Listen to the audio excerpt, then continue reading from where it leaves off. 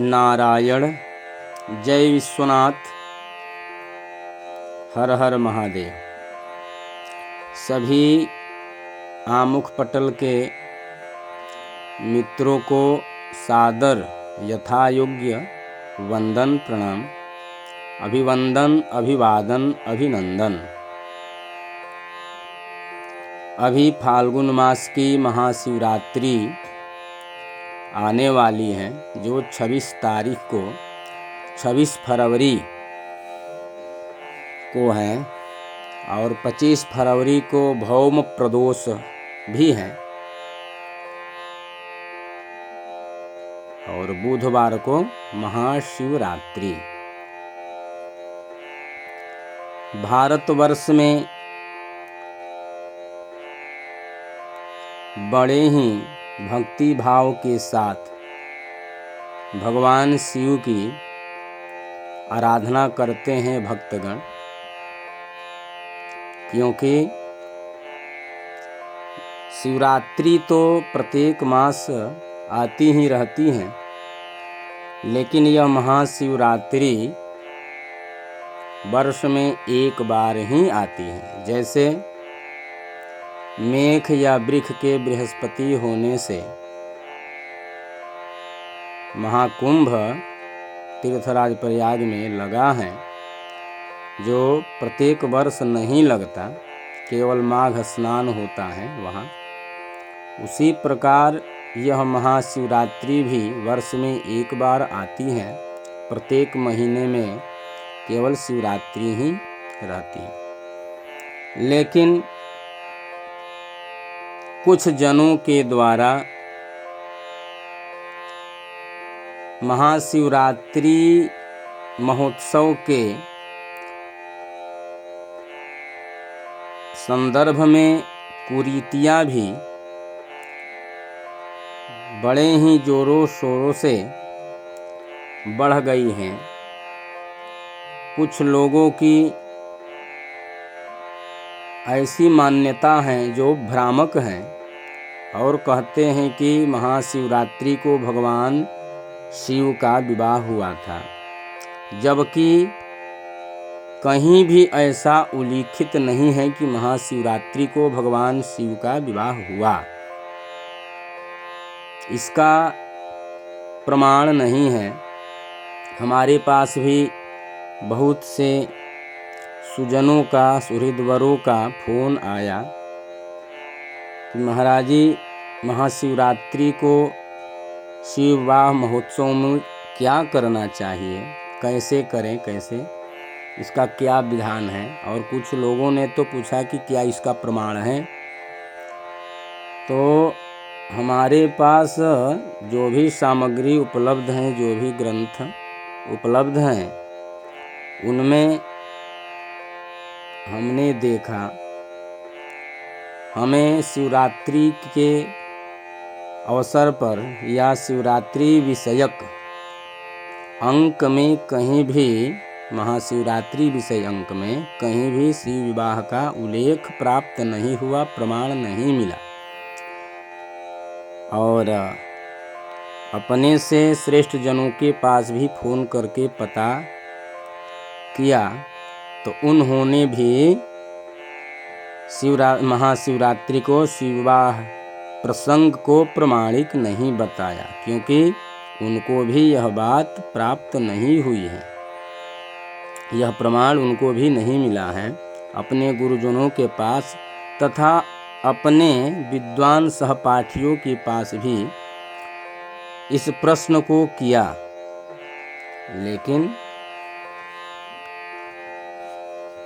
किसी के द्वारा भी यह प्रमाण प्राप्त नहीं हुआ कि महाशिवरात्रि को भगवान शिव का विवाह हुआ। हम बहुत संशय में थे और दुविधा में कि इसका प्रमाण आखिर है कहाँ। जो लोगों ने महाशिवरात्रि को शिव विवाह का महोत्सव मनाते हैं, इसका प्रमाण कहाँ है। वैसे भगवान शिव का विवाह उत्सव प्रायः लोग कर लेते हैं। जैसे हमारे यहाँ श्रीमद्भागवत सप्ताह यज्ञ होता है, प्रतिदिन पार्थिवार्चन भी होता है और पूर्णाहुति के दिन विधिवत पार्थिवेश्वर का अर्चन करके लोग शिव विवाह महोत्सव करते हैं। वह पूजनात्मक है, अर्चनात्मक है। भगवान को लोग मौर आदि चढ़ाते हैं, भगवती पार्वती के साथ गठबंधन करते हैं। सिंदूर चढ़ाने का जो समय है, अबीर गुलाल सिंदूर आदि उपचार हैं, उस समय सिंदूर भगवान शिव के उत्तरीय वस्त्र से सिंदूर, जो नूतन सिंदूर दान पेटिका होती है, उसमें से यजमान की पत्नी सिंदूर निकालकर पार्वती को लगाती हैं। उस समय स्त्रियां मंगल गीत भी गाती हैं, वैवाहिक जो भी मांगलिक गीत हैं वे सब गाती हैं। तो उसमें वैदिक विधि भी और लोक रीति दोनों का सामंजस्य करके भगवान शिव की आराधना की जाती है। तो यह लोकाचार है। और कभी भी जिनको भी शिव विवाह करना होता है कि नहीं हम शिव विवाह कराएंगे, और किसी ने मन्नत भी मांगते हैं कि हे भगवान हमारे पुत्र की शादी हो जाए या पुत्री की शादी हो जाए तो हम शिव विवाह महोत्सव करेंगे, ऐसा लोग मन्नत करते हैं। और भगवान की कृपा से उनकी यह मन्नत पूर्ण भी होती हैं और उत्सव भी करते हैं। एक दिवसीय यज्ञ भी करते हैं, जिसमें प्रधान वेदी के रूप में चतुर्लिंगतो भद्रमंडल बनाकर, ग्रह वेदी बनाकर पूजा करते हैं, पार्थिवार्चन करते हैं। उसमें भी शिव विवाह आदि महोत्सव करके ध्वजारोपण, भगवान शिव के लिए ध्वजारोपण करते हैं। यह लोक परंपरा है, इसमें कोई शास्त्रीय प्रमाण नहीं है। यह भक्तों का अपना भाव है और अपना पूजन भक्ति भाव से समर्पण करना है। और कथा प्रवक्ता लोग भी भागवत कथा कहते हैं बड़े बड़े मंचों पर, तो उसमें भी शिव विवाह महोत्सव आता है। और शिव विवाह महोत्सव के दिन श्रोतागणों से शिव विवाह के लिए कुछ कहते भी हैं, बताते भी हैं, कुछ याचना भी करते हैं। उस उत्सव में जो भी जिनके पास जो श्रद्धा भक्ति होती है वो अपना अर्पित करते हैं, पत्र पुष्प आदि जो भी श्रद्धा सुमन है वो समर्पित करते हैं। तो यह तो देखा जाता है। लेकिन महाशिवरात्रि के अवसर पर शिव विवाह महोत्सव करना ठीक है, कोई गलत नहीं है। महोत्सव करें, भक्ति भाव से पूजन करें।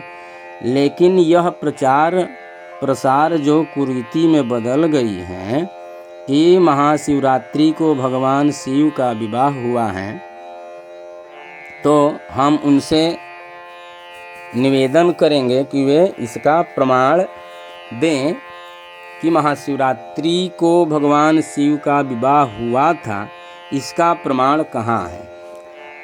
हम उनके प्रति अपना आभार व्यक्त करेंगे, हम उनके आभारी रहेंगे, उनके प्रति हमारी सद्भावना रहेगी और कृतज्ञता। लेकिन इसी क्रम में हमारे सोशल मीडिया पर गंगाधर पाठक जी हैं, जो परम विद्वान हैं, वंदनीय हैं। उन्होंने अपने पटल से प्रश्न किया कि महाशिवरात्रि को शिव विवाह महोत्सव का प्रमाण किसके पास है। तो उनके पटल पर एक विद्वद वरेण्य राहुल वशिष्ठ जी हैं, जिन्होंने कुछ प्रमाण प्रस्तुत की,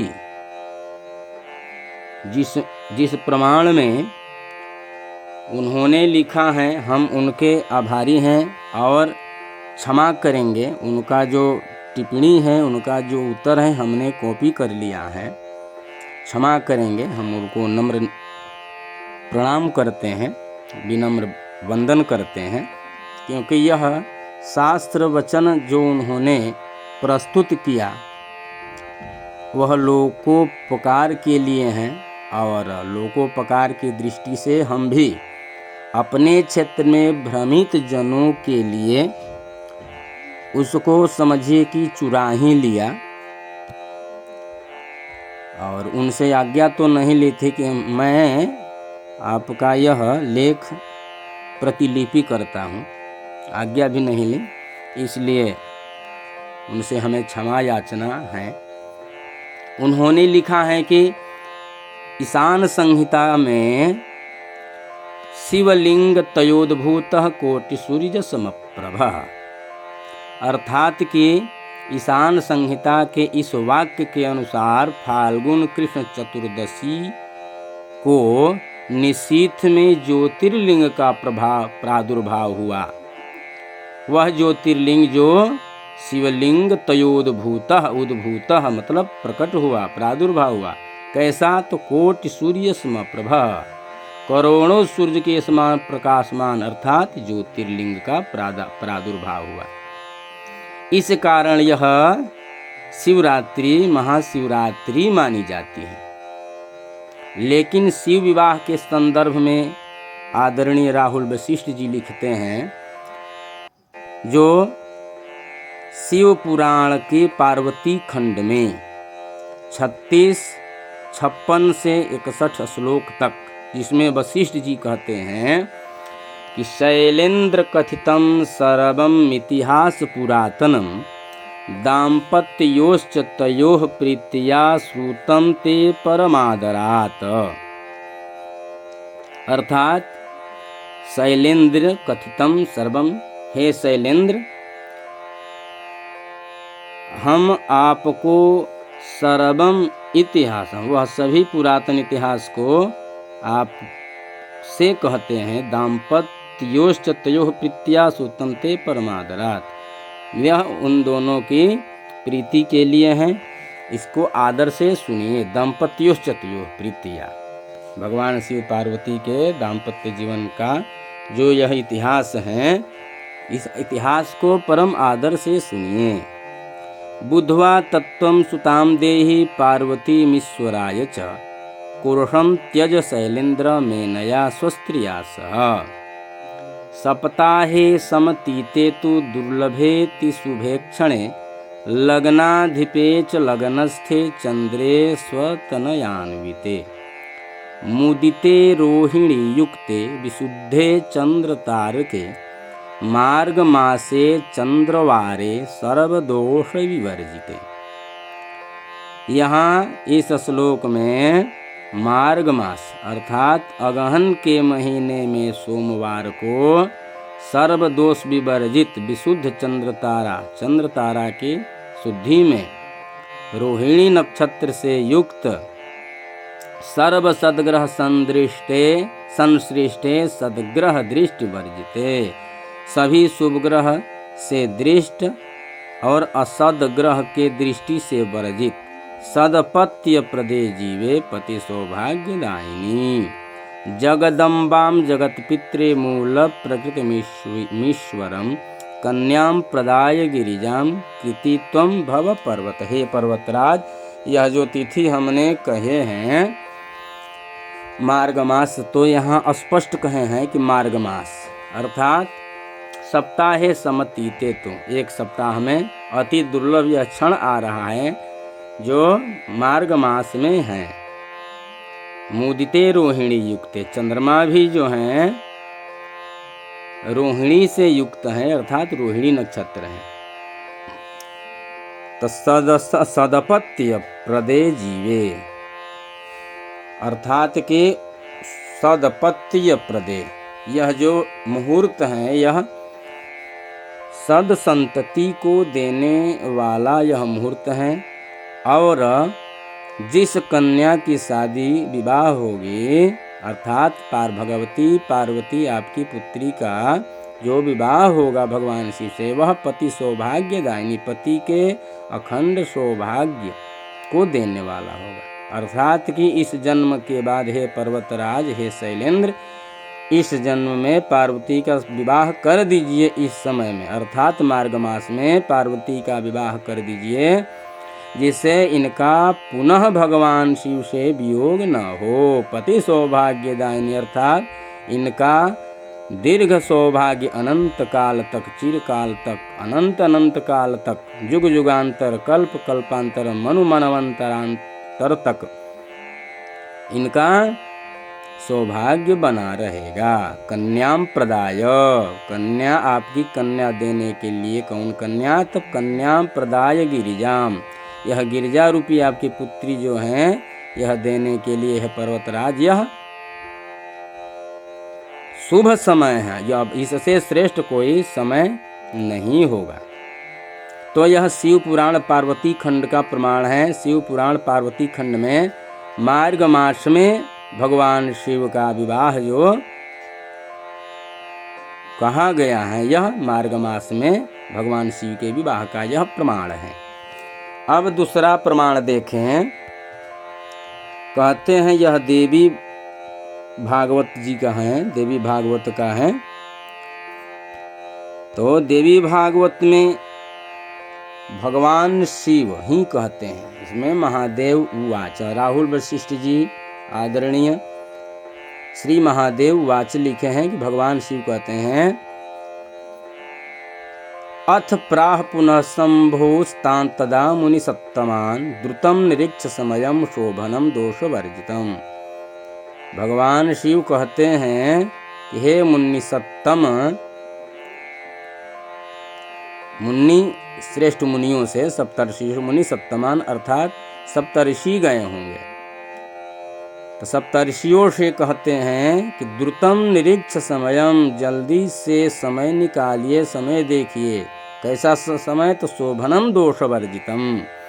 गिरीन्द्राजदूतं ब्रूत सुब्रताय महात्मने श्रुत्वा वचस्तस्य मरीच्याद्यास्तपोधन। मरीच्यादि जो ऋषि हैं, देखिए यहाँ सप्तर्षि बोले, कहीं हमको इसका दोष न लगे। मरीचि आदि जो ऋषि गए थे भगवान शिव के विवाह के लिए, तो उन्होंने कहा कि जल्दी से शुभ मुहूर्त देखिए, लग्न निकालिए। इति गिरीन्द्राजदूतं ब्रूत सुब्रताय महात्मने श्रुत्वा वचस्तस्य मरीच्याद्यास्तपोधनाः। विवाह समयम तस्य निश्चित्योचुर्महेश्वरम वैशाखे मासिया शुक्ल पंचमी सा गुरुर्दिने।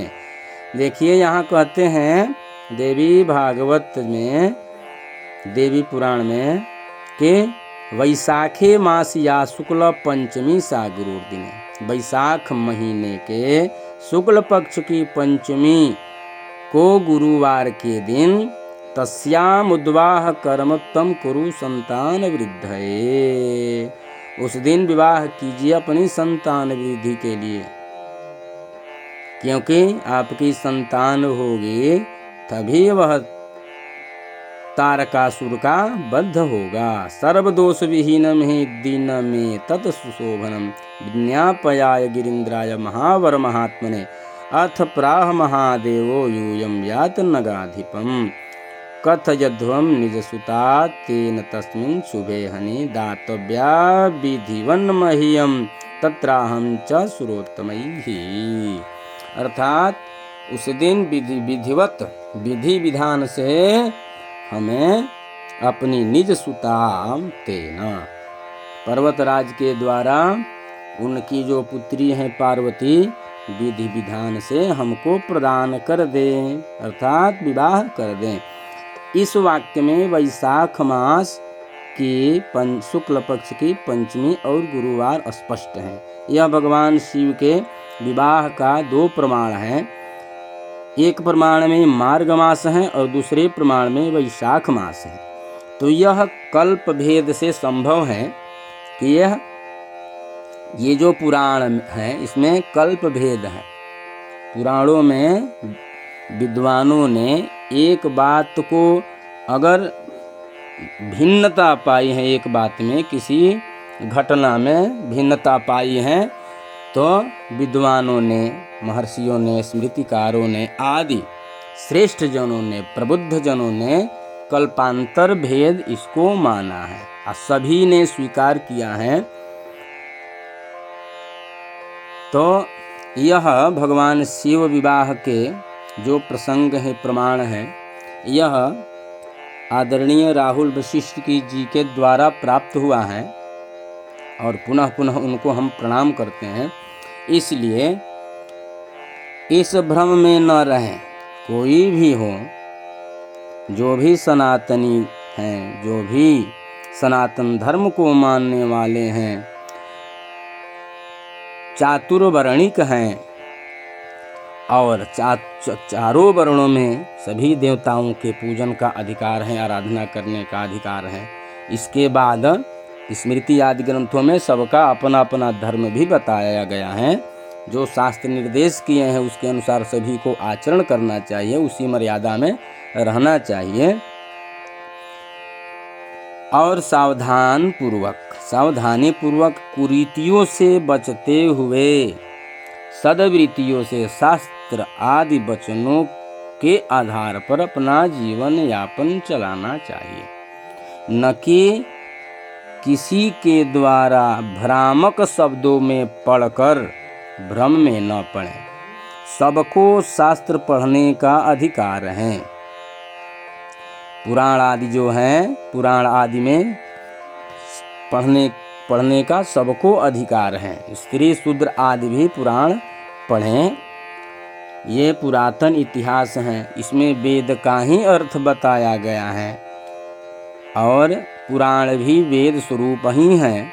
इतिहास जिनको पुराण हैं, जिनको इतिहास भी कहा गया है, तो इतिहासम पंचमम वेदम, इतिहास को पांचवा वेद कहा गया है, क्योंकि वेदों के अर्थ को जानने के लिए पुराण की रचना हुई है कि आप वेद के तथ्य को, वेद के आदेश को समझें, वेद के वचनों को समझें कि वेद हमें क्या कहते हैं, क्या करने के लिए कहते हैं।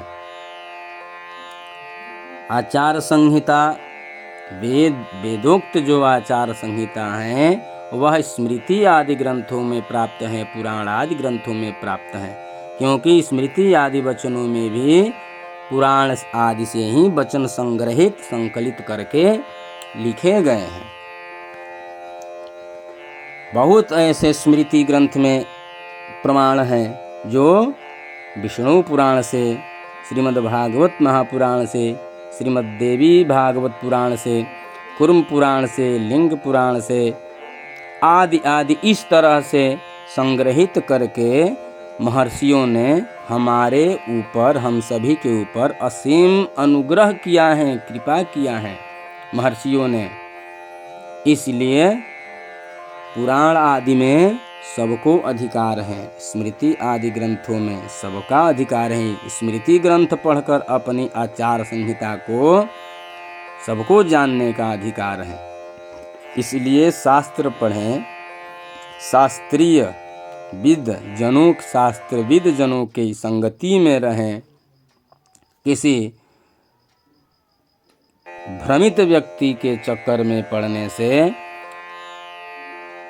उनके भ्रम जाल में पड़ जाने पर हमारे आचारों में विकृति आ जाती है। इन विकृतियों को सुधारने के लिए हमें सतत सद्ग्रंथों का अध्ययन करना चाहिए, अपने सद्ग्रंथों का मान रखना चाहिए।